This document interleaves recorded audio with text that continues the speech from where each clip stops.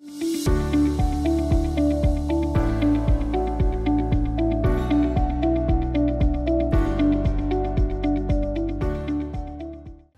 দেখছেন জি24 ঘন্টা। আপনাদের সঙ্গে রয়েছে আমি সম্প্রীতি। শুরু করছি ডায়াবেটিস নিয়ে আমাদের বিশেষ অনুষ্ঠান বিট ডায়াবেটিস। কিভাবে আমরা এই ডায়াবেটিসকে আমরা বিট করতে পারি আমরা জানবো। আমাদের সঙ্গে বিশিষ্ট চিকিৎসকরা আজকে উপস্থিত রয়েছেন, একবার আলাপ করে দিই তাদের সঙ্গে। আমাদের সঙ্গে রয়েছেন Dr. Emil Vansali, MBBS MD, physician and diabetologist, Diabetes and Heart Clinic, ILS Hospital, ADS Hospital, Vansan Nursing Home, Howrah, West Bengal. Dr. Vansali, আপনাকে স্বাগত জি24 ঘন্টায়। আমাদের সঙ্গে রয়েছেন doctor Agnik Pal, associate professor and HOD, Shantiniketan medical college, consultant physician and diabetologist, West Bengal. Doctor Pal, আপনাকে স্বাগত জি24 ঘন্টায়। আমাদের সঙ্গে রয়েছেন আরও একজন বিশিষ্ট চিকিৎসক। আমাদের সঙ্গে রয়েছেন doctor Ashis Mitra, MD medicine, MRCP Ireland, MRCP UK, member ACP, member ADA, ODM, clinic obesity, diabetes, metabolism, Kolkata. Doctor Mitra, আপনাকে স্বাগত জি24 ঘন্টায়। ডক্টর পাল, এটাই জানতে চাইবো আপনার কাছ থেকে যে কোন কোন খাবারের মধ্যে সুগার রয়েছে যেগুলোর থেকে আমাদের একটু সাবধান থাকা বা ডায়াবেটিস হওয়া থেকে নিজেদেরকে প্রিভেন্ট করতে পারি, সেটা আমাদের জানা জরুরি এবং সাবধান থাকা জরুরি। আমরা জানি যে ডাইরেক্ট সুগার যদি হয় ডাইরেক্ট চিনি খাওয়া কম উচিত, কিন্তু এর বাইরেও অনেক খাবারে কিন্তু চিনি বা ওই জাতীয় অনেক খাবার থাকে যাকে আমরা বলি হিডেন সুগার। ফর এক্সাম্পল হিসেবে আমরা বলতে পারি যে বিভিন্ন যে ক্যান্ড ফ্রুট জুস থাকে, সেই ফ্রুট জুসগুলো যদি ডাইরেক্ট মানে অ্যাডেড সুগারও যদি না থাকে তাতেও কিন্তু অনেকটা বেশি ক্যালোরি ডেন্স থাকে। এর বাইরে বিভিন্ন রকমের ফ্লেভার যদি যোগাট থাকে, বিভিন্ন রকমের কোল্ড ড্রিঙ্কস, আইস টি, আইস কফি, বিস্কুট, বিভিন্ন কুকিজ, সমস্ত কিছুতেই কিন্তু বিভিন্ন রকমের অ্যাডেড সুগার থাকে।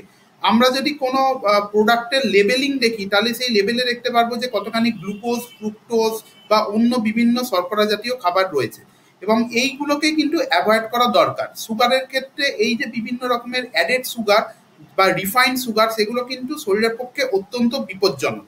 তাই জন্য খুব কম পরিমাণে সুগার খেতে হবে, এবং কিছু খাবার থাকে লো গ্লাইসেমিক ইন্ডেক্স, মানে একই পরিমাণ খাবার খেয়ে রক্তে শর্করা পরিমাণ কম বাড়ে। কিছু খাবার থাকে হাই গ্লাইসেমিক ইন্ডেক্স, মানে একই পরিমাণ শর্করায় অনেক বেশি কিন্তু সুগার বাড়ে।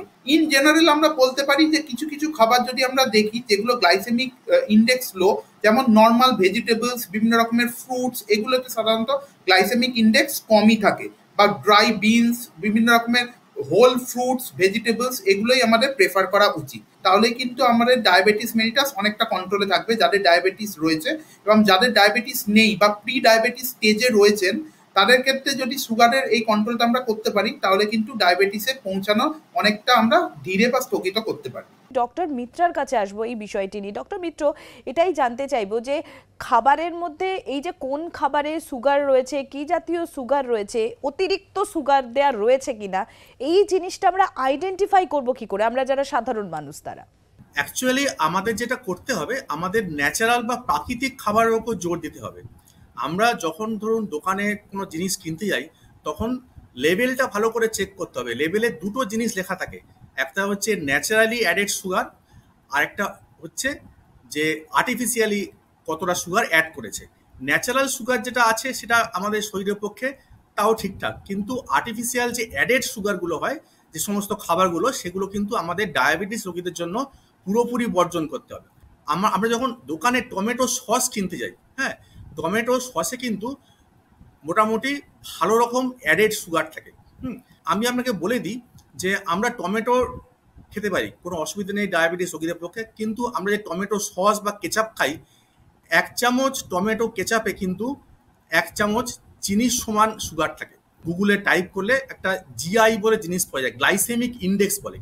অর্থাৎ একটা খাবার সেটা খেলে আমাদের রক্তে কতটা সুগার বাড়তে পারে। এবার আমাদের যাদের ডায়াবেটিস রোগীদের আমরা বলি তেমনই খাবার আপনি নির্বাচন করবেন যার গ্লাইসেমিক ইন্ডেক্স 50-এর নিচে। যেমন ধরুন শশার গ্লাইসেমিক ইন্ডেক্স হচ্ছে 17, কেমন, বা অনেক ফল আছে, তো ফলটা গোটা খাওয়া ভালো। ফলের রস কিন্তু কখনোই ভালো নয়, তাতে ফলের গুণটা নষ্ট হয়ে যায়, উপরন্তু আমাদের রক্তে সুগারের মাত্রাও বেড়ে যেতে পারে। তো আমি ডক্টর বনসালির কাছে এবার একটু আসবো। ডক্টর বনসালি, মিষ্টি জাতীয় খাবার তার কি কোনো বিকল্প আছে যেটা খাওয়া যেতে পারে? মিষ্টির জায়গা যদি হেলদি স্ন্যাক্স খাবেন সে বেটার হবে। সুগার ফ্রি একটু খাওয়া যেতে পারে, বা ধরুন রসগোল্লা আছে, তার রসটাকে টোটালি জল মধ্যে দিয়ে রসটাকে বের করে সেও লিমিটেড খাওয়া যাবে, এটা নেই কি ওটা আনলিমিটেড খাওয়া যাবে। এই ছাড়া যে হেলদি স্ন্যাক্স আছে সে খাওয়া যেতে পারে, ধরুন নাটস আছে, বাদাম আছে, আখরোট আছে, কাজু আছে, এটা লিমিটেড অ্যামাউন্টে খাওয়া যেতে পারে। এর মধ্যে কার্বোহাইড্রেট আছে খুব লিমিটেড, হেলদি ফ্যাট আছে, ওমেগা 3 ফ্যাটি অ্যাসিড আছে, প্রোটিন হাই প্রোটিন আছে। তো হাই প্রোটিন খেলে সুগারটা অত বাড়বে না। স্প্রাউটস আছে, ধরুন ছোলার স্প্রাউটস আছে বা রোস্টেড ছোলা আছে, তো সে খাওয়া যেতে পারে অ্যাজ এ স্ন্যাক্স।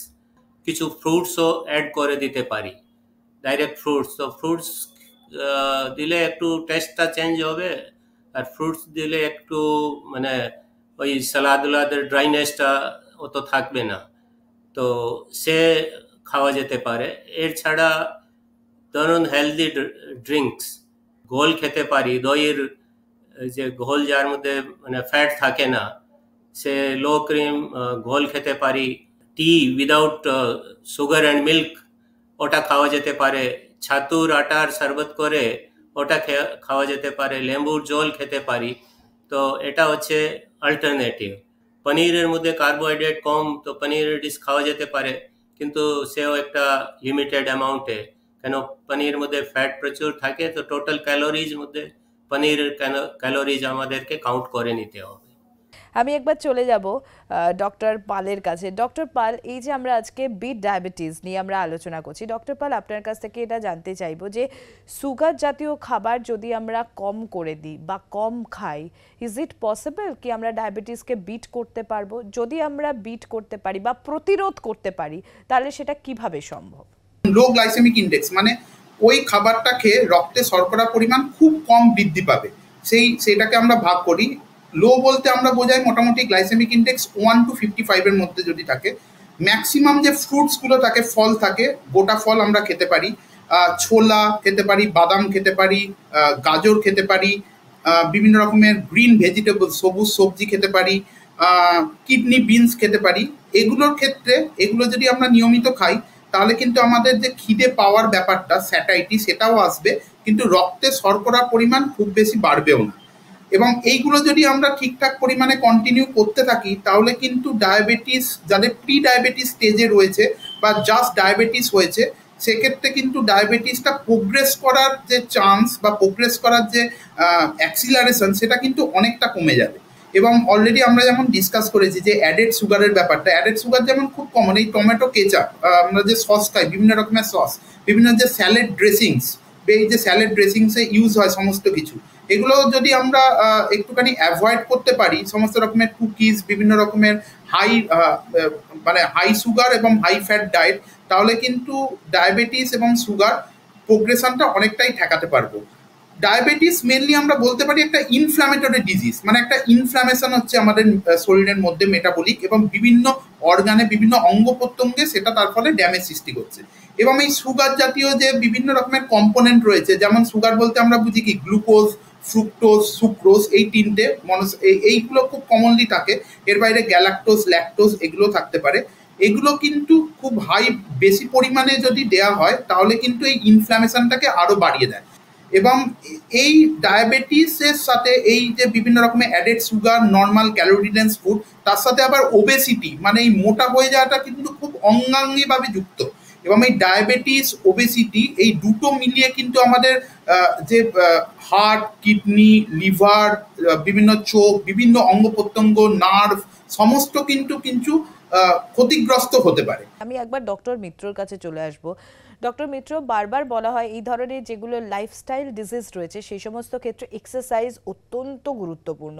তো ব্লাড সুগার নিয়ন্ত্রণের ক্ষেত্রে শরীরচর্চা বা এক্সারসাইজ এতটা ইম্পর্টেন্স কেন রাখে? কতটা উপকার করে এক্সারসাইজ এই ডায়াবেটিসের ক্ষেত্রে?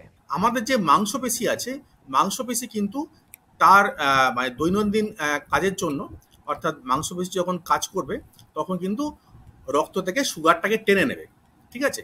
এইবার এখানে হচ্ছে ডায়াবেটিস আর নন ডায়াবেটিক পেশেন্টের মধ্যে একটা পার্থক্য আছে।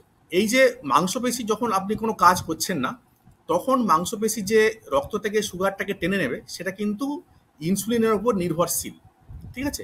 অর্থাৎ যার শরীরে ইনসুলিন আছে তার ক্ষেত্রে কিন্তু যখন আপনি কোনো কাজ করছেন না তখনও কিন্তু মাংসপেশি কিছুটা হলেও সুগার টেনে নিচ্ছে। কিন্তু ডায়াবেটিস পেশেন্টদের যেহেতু রক্তে ইনসুলিনের মাত্রা কম, সেহেতু কিন্তু যখন কোনো কাজ করছেন না মাংসপেশি কিন্তু রক্ত থেকে সুগারটাকে টেনে নিতে পারছে না, ফলে সুগারটা বেড়ে যাচ্ছে। এইবার আপনি যখন এক্সারসাইজ করছেন, অর্থাৎ আমরা যখন এক্সারসাইজ করছি বা হাঁটাচলা করছি, তখন কিন্তু মাংসপেশি যে রক্ত থেকে সুগারটাকে টেনে নিচ্ছে সেটা কিন্তু ইনসুলিনের উপর নির্ভরশীল নয়। অর্থাৎ তখন মানে এক্সারসাইজ করলে ডায়াবেটিক্স আর নর্মাল রোগীর মধ্যে কোনো পার্থক্য নেই। সেই জন্য আমরা বলি যে প্রত্যেক ডায়াবেটিস রোগীকে অন্তত 45 মিনিট করে প্রত্যেক দিন ঘাম ঝরানোর মতো এক্সারসাইজ করতে হবে। যেমন ধরুন 45 মিনিট হাঁটতে পারেন, বা যারা ইয়ং ডায়াবেটিস দৌড়চ্ছেন সেটা বাইরে হোক বা ট্রেডমিলে হোক রোজ 30 মিনিট করে দৌড়ানো, বা সাঁতার কাটতে পারেন। বা যারা ধরুন সিনিয়র সিটিজেন অনেক সময় বাইরে বেরোতে পারছেন না, তাদেরকে আমরা বলি যে অন্ততপক্ষে 3 বার করে খাওয়ার পর, অর্থাৎ সকালে টিফিন খাওয়ার পর, দুপুরে খাওয়ার পর, রাত্রেবেলা খাওয়ার পর 15 মিনিট করে হাঁটতে হবে। 15 মিনিট করে আপনি ধরুন ঘরের মধ্যেই হাঁটুন, বা ছাদে গিয়ে হাঁটুন, বা বাড়ি থেকে নিচে নেমে যে জায়গাটা আছে সেখানে হাঁটুন, উঠোনে বা সামনে রাস্তায়। তো এইভাবে সবাইকেই করতে হবে। যদি এক্সারসাইজ না করেন তাহলে কিন্তু ব্লাড সুগার কোনোভাবেই কন্ট্রোল করা যাবে না।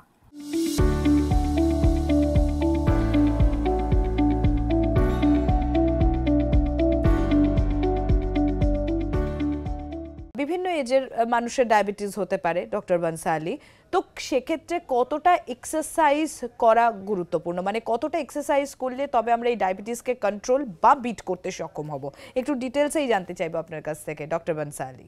এক্সারসাইজ করলে ওর যে রেজিস্ট্যান্স কমে গিয়ে ইনসুলিনের কাজটা বেড়ে যাচ্ছে।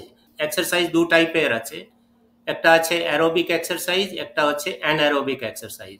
তো পেশেন্টকে দেখে আমরা এক্সারসাইজ, পেশেন্ট নিয়ে এক্সারসাইজ পেশেন্টকে সাজেস্ট করব। তো সোজাসুজি হাঁটা এটা হচ্ছে অ্যারোবিক এক্সারসাইজ।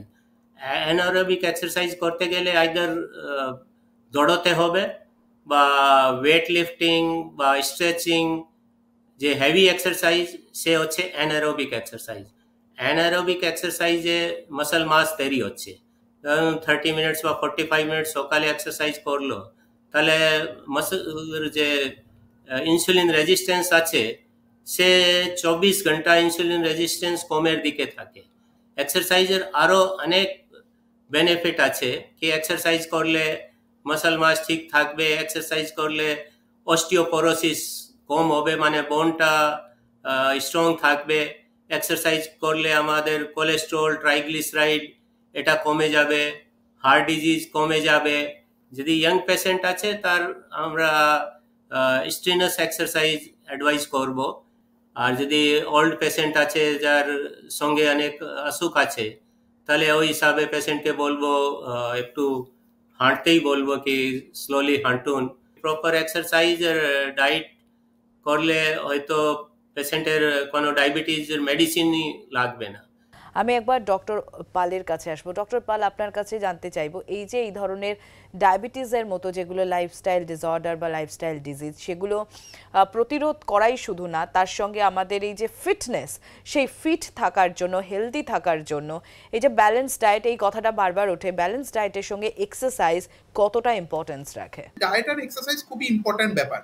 শুধু ডায়েট এবং এক্সারসাইজেই HbA1c, যেটা আমরা মার্কার হিসাবে ইউজ করি যে ডায়াবেটিস কতখানি কন্ট্রোল আছে বোঝাতে, প্রায় 0.6 থেকে 2% কমতে পারে। পেশেন্টকে বারবার বলা হয় যে আপনি কম করে বারে বারে খান, এবং কিছু ওষুধ থাকে যেগুলো খাবার আগে খেতে হয় বা কিছু ওষুধ খাবার পরে খেতে হয়, সেইটা সেইভাবে নিতে হবে।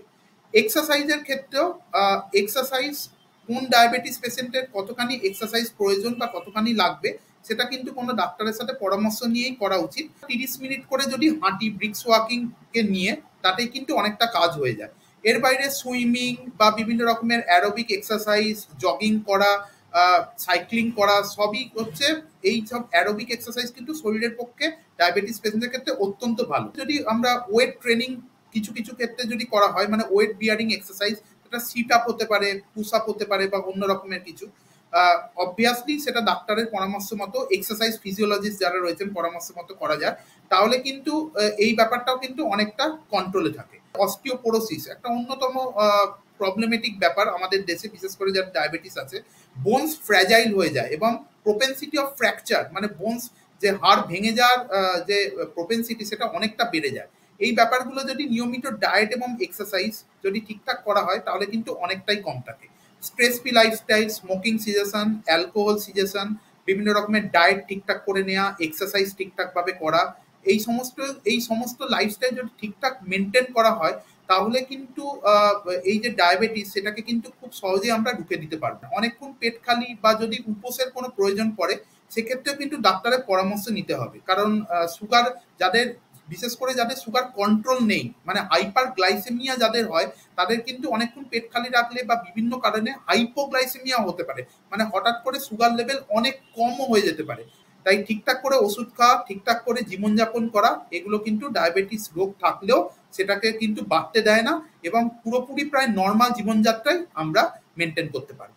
আমি এবার ডক্টর মিত্রর কাছে আসবো। ডক্টর মিত্র, আপনার কাছেই জানতে চাইবো, আমাদের যে লাইফস্টাইল, আমরা যদি কিছু লাইফস্টাইলে পরিবর্তন আনি, অর্থাৎ কিছু অভ্যাস যদি আমরা আমাদের লাইফে গড়ে তুলতে পারি, সেক্ষেত্রে এই যে হঠাৎ করে একটা সুগার ক্রেভিং হলো, প্রচুর মিষ্টি জাতীয় বা অ্যাডেড সুগার জাতীয় স্ন্যাক্স বা জিনিস আমরা খেয়ে ফেললাম, এই সুগার কনজাম্পশনটাকে আমরা কি রিডিউস করতে পারি এবং আমরা কি অ্যাক্টিভ থাকতে পারি, মানে ফিট থাকতে পারি, অ্যাক্টিভ থাকতে পারি? এটা কি এরকম কোনো অপশন কি থাকে যদি আমরা ফিউ চেঞ্জেস আমাদের লাইফস্টাইলে নিয়ে আসি?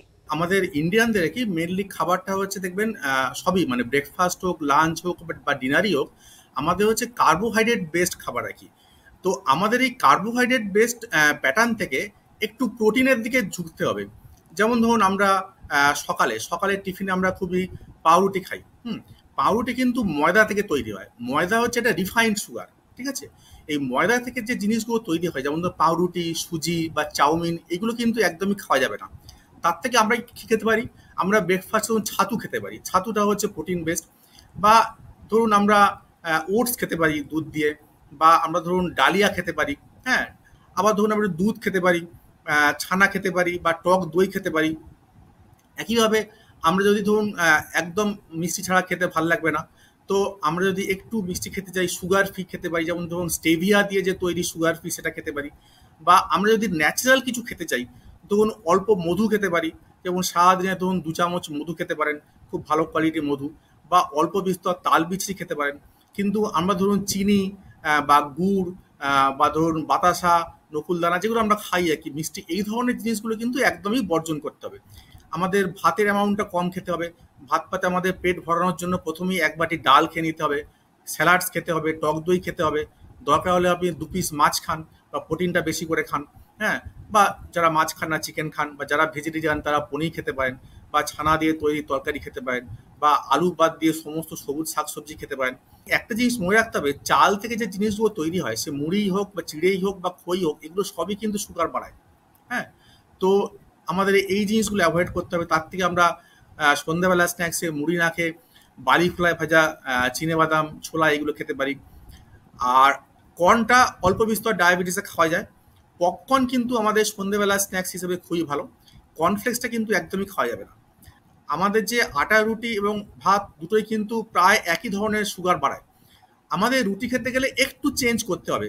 ধরুন আমাদের গমের রুটি থেকে আমরা যদি মিলেট, জোয়ার, বাজরা, এই ধরনের জিনিসের রুটি খাই, বা মাল্টিগ্রেন রুটি খাই, সেটা কিন্তু ডেফিনেটলি বেটার। এবং আমাদের মিল্ক প্রোডাক্টের উপর জোর দিতে হবে, যাতে শরীরে ক্যালসিয়ামের ঘাটতি না হয়। এবং অবশ্যই এক্সারসাইজ করতে হবে। আরেকটা মোস্ট ইম্পর্টেন্ট কি, মনিটরিং।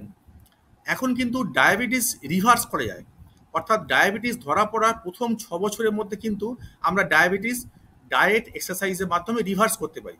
সুতরাং অনেকে যেটা ভুল করে, যে ডায়াবেটিস হয়েছে সুতরাং ওষুধ সারা জীবন খেতে হবে বলে নেগলেক্ট করেন বা ওষুধ খান না। এটা কিন্তু খুব ভুল ধারণা। ফলে কি হয়, ডায়াবেটিস জনিত কারণে চোখ, নার্ভ, হার্ট এবং কিডনি খারাপ হতে পারে। তাই ডায়াবেটিস ধরা পড়লে সঙ্গে সঙ্গে আপনি ডাক্তারের পরামর্শ নিন এবং সেই অনুযায়ী চললে কিন্তু আপনি ডায়াবেটিস রিভার্স করতে পারবেন, অর্থাৎ ডায়াবেটিস থেকে মুক্তি পেতে পারেন। ডক্টর বনসালি, আপনার কাছে জানতে চাইবো, এই যে হাই ব্লাড সুগারের ওয়ার্নিং সাইন্সগুলো কি কি রয়েছে এক, এবং দ্বিতীয়ত এই যে ডক্টর মিত্রের যেটা বললেন যে সুচিকিৎসার মাধ্যমে এবং প্রপার লাইফস্টাইলের মাধ্যমে এই ডায়াবেটিসকে রিভার্স করা সম্ভব, সেটা কিভাবে সম্ভব যদি আপনি বলেন। যদি পেশেন্টের সাডেনলি ওয়েট লস হচ্ছে, ইউরিন বেশি হচ্ছে, খিদেটা বেশি আসছে, তো এই সিমটম হলে আমরা সাসপেক্ট করব ডায়াবেটিস। কিন্তু অনেক সময় দেখি কি যারা একটু বয়স্করা তার এই সিমটম, যাকে আমরা বলি অসমোটিক সিমটম, সে আসছে না। ধরুন তার কিছু ইনফেকশন হলো, সে হিল হচ্ছে না, বা পেশেন্ট অন্য কারণে হার্ট অ্যাটাক নিয়ে এলো, পেশেন্ট আগে থেকে জানে না, যখন আমরা সুগার টেস্ট করছি তখন ডায়াবেটিস আছে। পেশেন্ট কোনো নিউমোনিয়া, কোনো ব্রেন স্ট্রোক, এটা মানে ওই ডায়াবেটিসের কমপ্লিকেশন নিয়ে এলো, তখন বোঝা যাচ্ছে ডায়াবেটিস আছে। প্রেগনেন্সির সময়, প্রেগনেন্সি কালে মানে সুগার টেস্ট করা উচিত। তো সুগার টেস্ট করলে যদি সুগার ধরা যাবে তাহলে আমাদেরকে লাইফস্টাইল চেঞ্জ করতেই হবে। ডায়েটের মধ্যে প্রপার কার্বোহাইড্রেটের মধ্যে রিফাইন্ড সুগার খাওয়া, সুগার মেদা আমরা অলরেডি ডিসকাস করেছি, এটা খাওয়া উচিত নয়। অ্যান্ড ফাইবার রিচ ডায়েট খেতেই হবে। ননভেজ প্রোটিনের মধ্যে প্রচুর ফ্যাট হচ্ছে, তাদেরকে আমরা বলি পেশেন্টকে কি যদি 100 গ্রাম ধরুন মিট মাটন খাও, তাহলে ওর ধরে নাও কি 200 গ্রাম গ্রিন ভেজিটেবল সালাদ ওটাও খেতে হবে, তাহলে ওর ব্যাড ইফেক্টটা কিছু একটা কন্ট্রোল হবে। তো এটা হেলদি ডায়েট অ্যান্ড এক্সারসাইজ। তো এক্সারসাইজ করলে কি হবে, ওবেসিটি কমে যাবে, বডি ওয়েট কমে যাবে, মাসলটা বিল্ডিং হবে। ওবেসিটি কমে গেলেই ইনসুলিন রেজিস্ট্যান্স আছে সে কমে যাবে, আর ইনসুলিন রেজিস্ট্যান্স কমে গেলেই যে ইনসুলিন বডিতে যতটুকু তৈরি হচ্ছে ওর কাজটা বেড়ে যাবে। তো একটা তো আছে, অনেক পেশেন্ট এক্সারসাইজ অ্যান্ড ডায়েট করলে তাদের কোনো মেডিসিন লাগেও না, যার মেডিসিন লাগবে তার মেডিসিনের পরিমাণটা অনেক কমে যাবে। যদি ইনসুলিন রিকোয়ারমেন্ট আছে তাহলে ইনসুলিনের ডোজও কমে যাবে। তো এই সমস্ত করলে ডায়াবেটিক পেশেন্ট আছে সে হেলদি নর্মাল লাইফ লিড করতে পারে। একমাত্র আপনিই পারেন সচেতন হতে এবং বিশেষজ্ঞ চিকিৎসকের পরামর্শ মতো চললে আপনি একদম সুস্থ সবল জীবনযাপন করতে পারবেন। আমাদের সঙ্গে যে তিনজন বিশিষ্ট চিকিৎসক উপস্থিত ছিলেন, ডক্টর পাল, ডক্টর মিত্র এবং ডক্টর বনসালি, আপনাদের তিনজনকেই অনেক অনেক ধন্যবাদ। আমাদের এই বিশেষ অনুষ্ঠান বিট ডায়াবেটিস এখানেই শেষ করছি। অন্যান্য খবরের জন্য আপনারা দেখতে থাকুন জি 24 ঘন্টা।